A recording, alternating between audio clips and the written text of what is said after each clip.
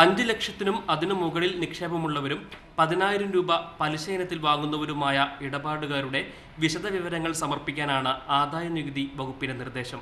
നിക്ഷേപകരുടെ പണത്തിന്റെ സ്രോതസ് കണ്ടെത്തുന്നതിനു വേണ്ടിയാണിത്. ആദായനികുതി വകുപ്പിന്റെ ഇത്തരം നിരീക്ഷണങ്ങൾ നേരത്തെ സഹകരണ ബാങ്കുകളിലെ നിക്ഷേപകരുടെ മേലുണ്ടായിരുന്നില്ല. ഇതിനെതിരെയാണ് സഹകരണ ബാങ്കുകൾ കേന്ദ്ര സർക്കാരിനെ സമീപിച്ചത്. കേരള മാതൃകയുടെ വിജയത്തിൻ്റെ അടിസ്ഥാനം ഈ സഹകരണ മേഖല നിക്ഷേപം തന്നെയാണ് നമുക്ക് കാണാൻ സാധിക്കും.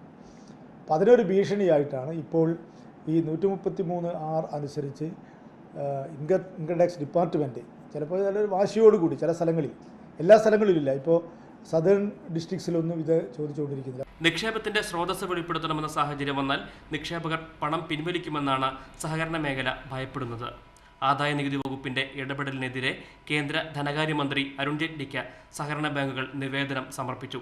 സംസ്ഥാനത്തെ MP-മാർ വഴി പ്രധാനമന്ത്രിയെയും കാര്യങ്ങൾ ധരിപ്പിച്ചു.